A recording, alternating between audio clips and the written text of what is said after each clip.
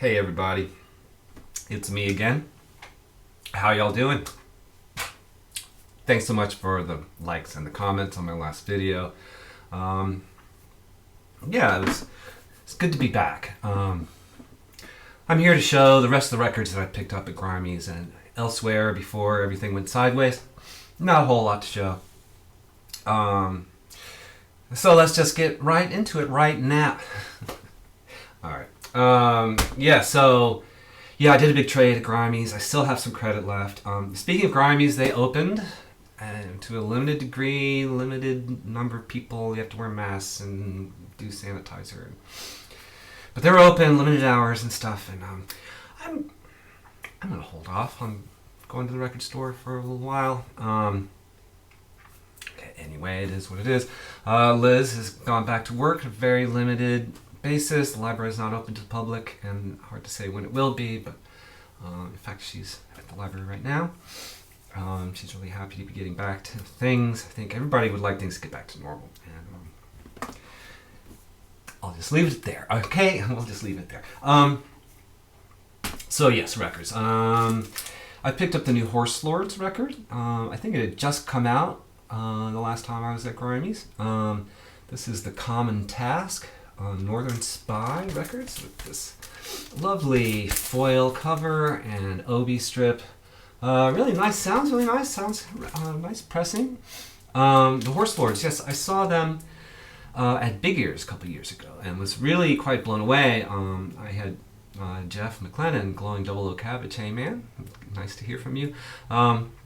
He had recommended them, and so I went to go see them at Horselords, and they blew me away.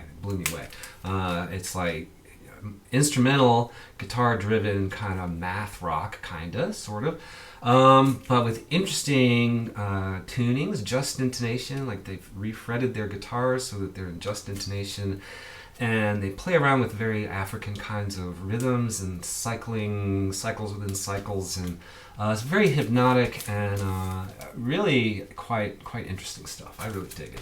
I'm not going to read the hype sticker. It kind of makes it sound like it's going to change the world, but if only that were so. Horselords, good stuff. Very unique. I like that. It's its own thing. All right. I also picked this up on Rare Noise Records out of Italy. This is Keiji Haino with Merzbow and Balsas Pandi. What is it called? Become the Discovered, Not the Discoverer. So yes, Keiji Haino from Fushitsusha and other ensembles. Merzbow, of course. These Japanese noise guys, and then Balsas Pandi, I think he's Hungarian drummer, percussionist. And so, yeah, this sounds exactly like you would expect. It's great. Can you hear the barking dog? This is great for drowning out the neighbor's dog if your neighbors are as terrible as my neighbors are. And it's also good music. Japanese noise with some drums, good stuff. Kvelertak. Splid. Kvelertak. Where are these guys from? Norway? Somewhere in Scandinavia. I have their previous record. This came out in 2019 on Rise Above.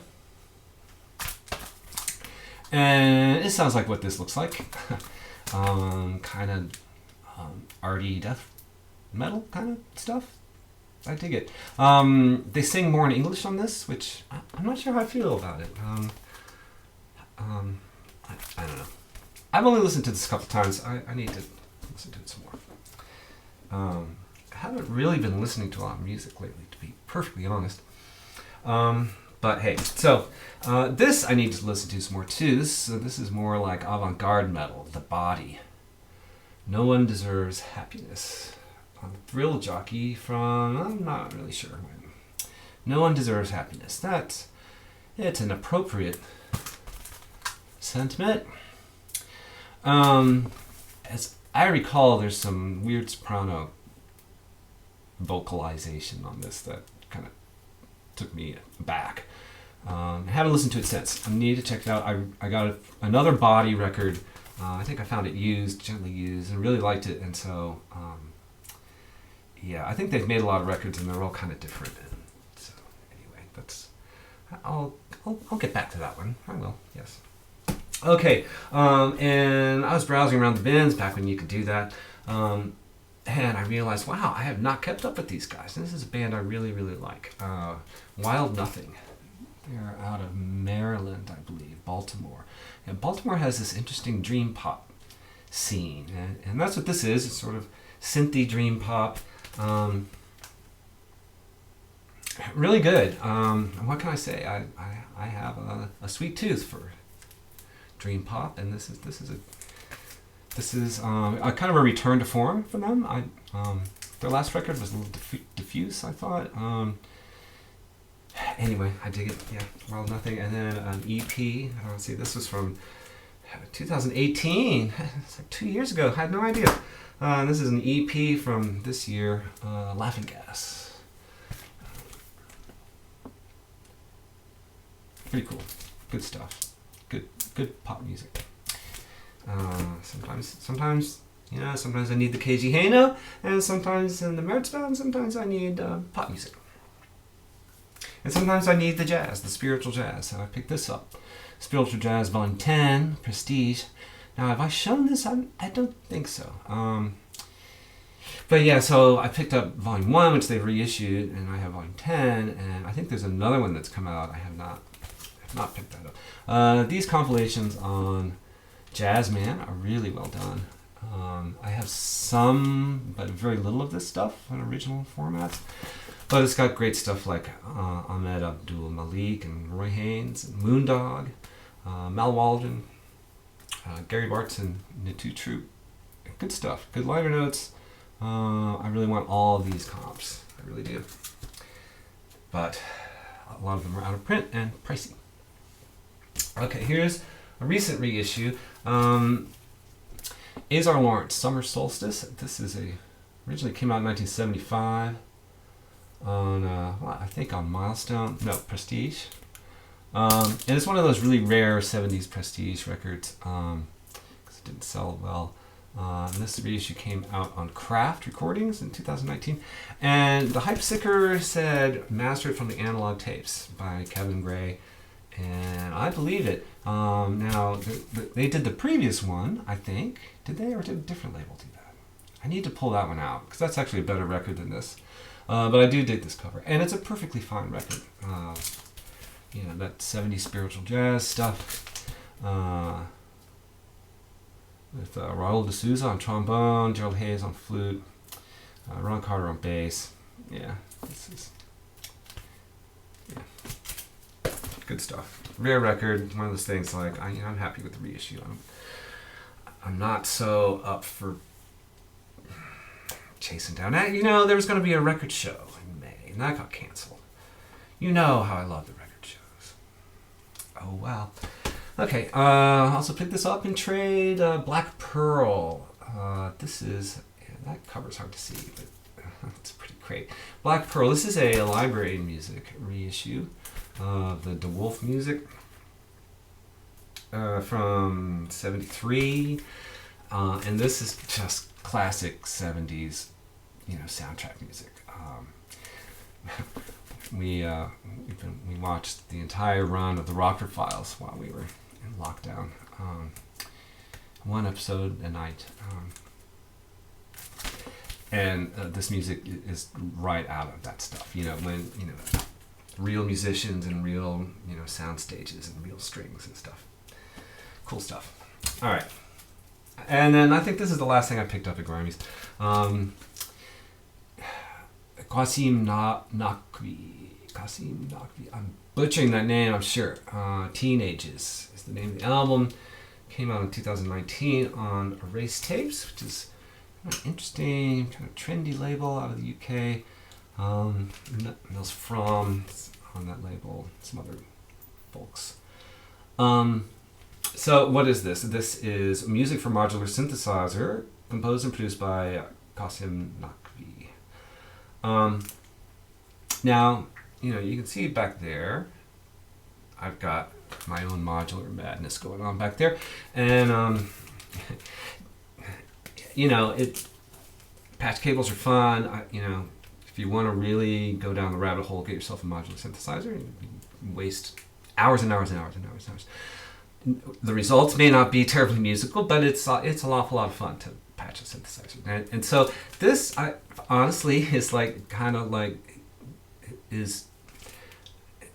exhibits the problems with, you know, modular synthesis. And while the sounds are interesting, musically I'm not sold on it. And you know how I feel about electronic music. I'm predisposed to loving this stuff, and it just kind of didn't work for me, honestly. This was a little bit better. This is the latest from Make Noise Records. Make Noise, they make my shared system, my O-Coast and stuff. A little modular synth company in North Carolina. They're in North Carolina, I believe so. And they have their own record label of, started out of, the shared system got its name because they came up with these modules and put it in a box, and then they lent it to people and said, hey, make music just using this, and we'll put it out on record. And so that was a number of 7 inches, which Blake sent me. Hey, Blake, if you're watching, thank you so much. He went to the big festival out there a few years ago. He kindly picked that up for me. So I've been keeping up with this series. This is not so much now you have to use the shared system. I think it's as long as you're using Make Noise components, they don't really care. But anyway, this is modular synthesis music that it just works so much better. I don't know why it does, but it does for me. And the cover is kind of what it sounds like. It's not really techno, but it's got the sequencers and stuff. It's a really cool record. It's a little EP, 45 RPM. Nice. Yeah. Finally, well, we'll see. Final piece of vinyl. Final vinyl. I think I found this at Great Escape before they shut down. Fred Wesley and the Horny Horns. No, you know where I found this? I found this at my secret place. No, McKay's big warehouse, big airplane hangar size place. Yeah, that's where I found this. A white label promo of Fred Wesley and the Horny Horns, Blow by Blow. With the great, you know, P-Funk style cover. This is a P-Funk record produced by George Clinton, and it's got, you know, Bootsy on it, Burning World, all those guys. For all intents and purposes, it's a P-Funk record featuring the horns. What can you say? You know, P-Funk records are not necessarily rare, but they're hard to find in good shape, and this is in nice shape, and so I was happy to find it, particularly in that unlikely place. Now, that's it for the vinyl. I'm going to show a handful of CDs here because I think I found them on the same day at that place. This giant freaking airplane hangar of like mostly books. Cheers, everybody. Hope y'all are safe and sound and hanging in there. I think I've talked about this place before. Like, they have a gajillion records and a bajillion 45s and a gajillion CDs and fewer CDs than they used to have, unfortunately. And things go right to the bargain bin. You know, it's like, it was kind of, you know, I have not been, you know, to the record store in a long time, but I don't really necessarily miss it, but I kind of miss cheap CDs, you know. And boy, these were cheap. And this is good stuff. Say, okay. Anyway, I found these there. A bunch of Autechre CDs on Warp. We have EP7. Yeah, check this out. At one time, disc a counter, and you're gonna pay $50 for it. I think I paid $4. What is this? I think this is. It's so hard to. Yeah, okay. Untitled, I think this is called.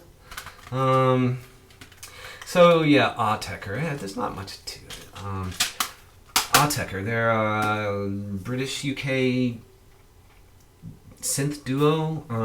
They started out really like kind of using instruments and stuff. They're still around, but now they've moved into this very computer-oriented, working with Max for Live and the software stuff, like basically the self-generating software that they've come up with that they can interact with and stuff, but it generates stuff, and you know they do these sets, so it's just like, you know. Anyway, so here's another one, Kaun.